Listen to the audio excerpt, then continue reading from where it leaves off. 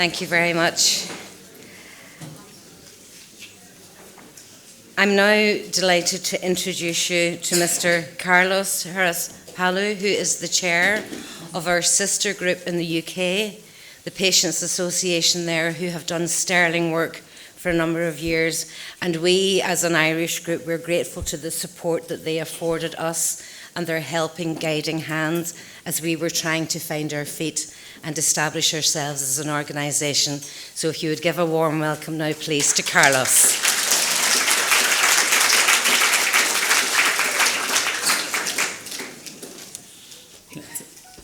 Thank you very much. I'm going to try to do a bit of an introduction to our patient association. First of all, congratulations to the team, the Irish team, for organizing this, which is amazing.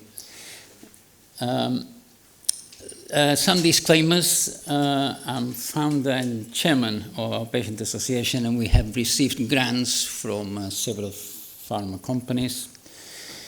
And we're there to support patients, basically, with ATTR amyloidosis, both hereditary and wild type. Not so much of the type of amyloidosis, which are very different diseases, and they have their own groups.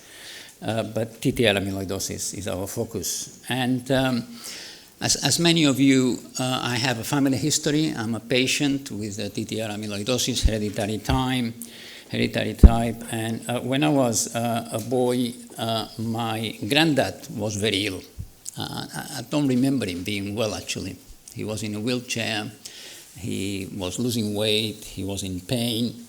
He traveled around looking for a diagnosis and went to Madrid and Pamplona and several places. I remember him telling me that we came back poorer but none the wiser after having many tests, and he was diagnosed with a whole list of conditions. And at one point, actually, I got some of the reports, and they were very close, actually. Like these guys in Madrid, they investigated him for amyloidosis, and they decided that it wasn't. It must be something else. So they were suspecting this. So he died, actually, in 75 from complications of the disease, not even having a diagnosis. We didn't know what it was, but he had 5 brothers and sisters, and 4 had the disease. So we knew it was familiar. And he came from a village in Mallorca where there were lots of people, lots of older people with problems. So we know it was familiar. But what we did was basically not talk about it, because there was nothing good to say about it. Just do the ostrich, put your hand in the sand, and hope that it doesn't hit you, but knowing that it might.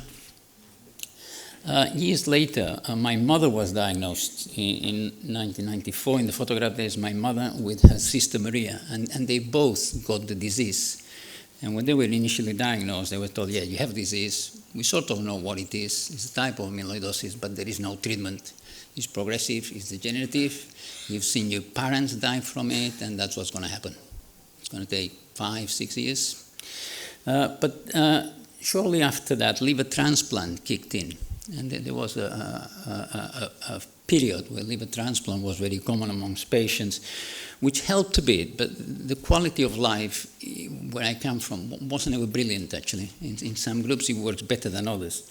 But many of my relatives, my mother, my auntie, 4 of my cousins had liver transplants at the time. And that's what it was. And then I started having symptoms in 2004. And I knew a little bit about it, so I went to the NAC and saw Phil Hawkins, and Julian was there, and I was diagnosed. And to start with, what you want to do is don't tell anybody about it, because are you going to get a mortgage or a credit in the bank or a promotion at work? And if you talk to people, what are you going to tell them? You know, that I've got a disease, that I'm going to probably get ill and die from it, you know. And it's not a very jolly conversation, really, to have, you know. But then a couple of things happened. New treatment came up. We realized there was something called diflunisal that was available at the chemist, and it could stabilize and slow the disease. Then tafamidis came in, although that was never approved in the UK. There was a submission for neuropathy and wasn't approved, and then there's been another one for cardiopathy, but things came up. But the real revolution came where there were 2 studies. One was for a drug called inotersen, the other one for patisiran. So we were waiting for a miracle drug, and then it looked like two of them were coming at the same time, which was amazing. And I think this changed everything, because then there was a hope, and there was a treatment. And also, there was a role for the patients to support the approval and the implementation of these new treatments. So it made sense to organize the patients in some way. And a couple of things happened at the same time. Sorry, that's going a bit fast for me. One of them was that there was a European meeting of doctors and patients, and that was in Paris. And two of the engines of that are here today. Giovanni and Jean-Christophe are here. They've done a fantastic job developing this, and you'll hear from them this afternoon. And a group of British patients went there, and we decided to organize a patient association that day. And we started working towards that, organize a charity with all that takes. And that developed well. At the same time, Jean-Christophe, Giovanni and company organized a European Alliance of Patients, and that was the first meeting. And you can see people there from Spain, Holland, France, Italy, Australia, Malaysia. There were some glaring omissions, actually. There were nobody from Ireland. There was nobody from Cyprus. There were places where we know there is a big focus, and there was nobody. And one of the things we wanted to do is contact these communities and say, look, guys, you need to get yourself organized. You want access to these drugs. And then in the society, the UK association progressed. We had very good support from the National Amyloidosis Center, and we organized a patient information day. And I was surprised how many people had this disease, because for a while I thought I was the only one in the world. And you go there and you don't meet anybody else who's got this, particularly in the UK. You do if you live here or you live in Mallorca, because you know relatives and you know other people. But you feel very, very unfortunate till you organize something like that and you see how many people come out. And they've got similar problems, similar experiences, personal and familiar. And that worked well.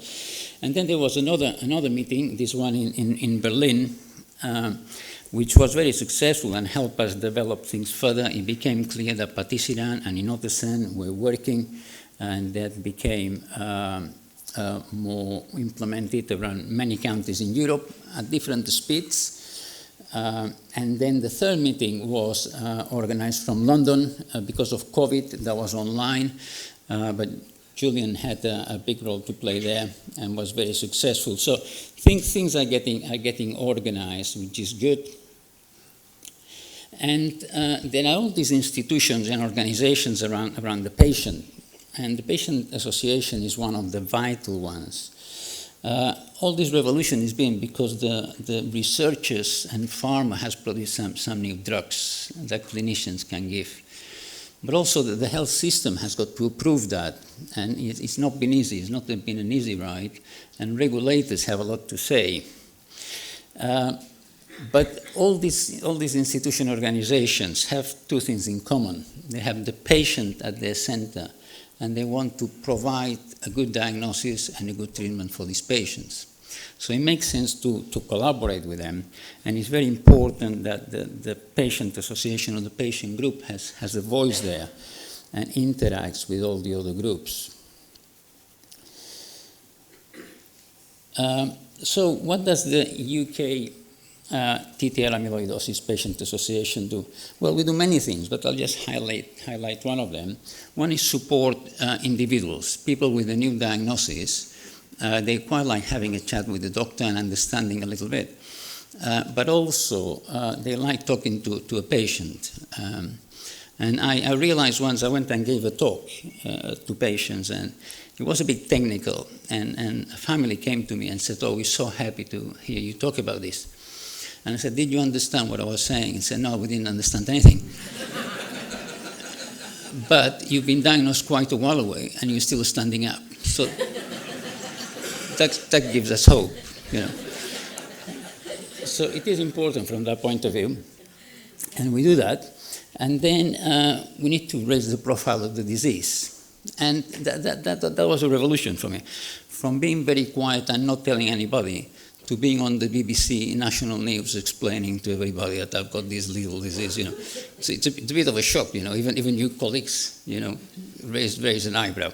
But this has been important and it's been good. And we carry on doing that, trying to get it on the press, on the news, inform patient groups, and also clinicians. And this photograph is two of our trustees. Paul is a patient with wild type, and Ben is a VU1 to 2I patient in the Black community in London. And they are at that was 2 weeks ago, at the British Heart Failure Association, trying to raise awareness amongst cardiologists and heart failure nurses. And that seems worthwhile, and that's something that we need to carry on doing. We also need to link with clinicians and work with them, and we have a very good relationship with the National Amyloidosis Center and Professor Riley's unit at Queen's Square and some other units. And in my hospital, it's been a case of the opposite that we were hearing before about cardiologists educating hand surgeons. In my hospital, it's a hand surgeon trying to educate and instigate the cardiologist. It works both ways. But it's very important to have a close relationship. And sometimes it helps because I think doctors worry too much about things that are not crucial to the patient. And we need to focus on what's important for the patient. It's also important to liaise with the pharma companies. And pharma companies, sometimes they get a bad press for several reasons. But I can tell you that I think I've dealt with all of this, and they've always been very professional, they've been very ethical, and they have a genuine interest in help the patients, in my experience. And we're very grateful to what they've done for us, which is nothing short of a miracle. Also, when you go to approve new drugs and new treatments, it goes through the regulators, like NICE is the regulator for England and Wales, the National Centre for Pharmacoeconomics for Ireland, the Scottish Medical Consortium, and before that, for Europe, the drugs get approved by the European Medical Agency, which used to be in London, but after Brexit is in Amsterdam. And we've been there, we've been in contact with all of them, and it is crucial to have the patient voice in these forums. And when you start a little patient association, you think, well, that's the only thing there is. But then you realize you're in an environment where there are many patient associations and there are many people who can help you, even bigger associations, actually. And that was a big surprise to me. And also the goodwill and the energy that other people have put into helping us. And we now try to help other associations. We try to help the Irish group coming up. We try to help a Scottish group. We try to help two of the groups in Spain develop and go further. And we get a lot of support from other associations, and in particular the Amyloidosis Alliance. And as I said, you'll hear from them later on, which has been a fantastic project and is doing a lot of good.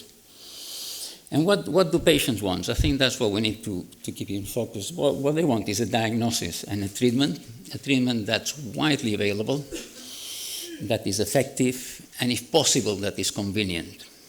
And this is very important that we keep that. And these patients have complex needs. As you know, you need to have, you say, well, you need to have a neurologist. But as we've seen today, it's not just having a neurologist. You have to have a neurophysiologist and a neuropathologist and somebody, and you have to have a cardiologist. But you have to have a cardiologist that has access to DPD scans and MRI scans and all that kind of thing. So there's a big setup required to look after these patients and to look after these patients well. And you need to have an ophthalmologist and maybe a podiatrist and all that kind of thing. So these services need to be developed, and it was very encouraging today to see how this is being developed in a very rational manner in Ireland. So just to quote Vanilla Ice, we need to collaborate and listen, and then we'll make progress together. I'm very grateful to all of you for inviting us, and what we've seen in the last 4 or 5 years is nothing short of a revolution which has kept me alive. Not only that, but with a good quality of life, and I can still do my job. I work as a surgeon in Derby, in the middle of England, and that has kept my hand so I can still work.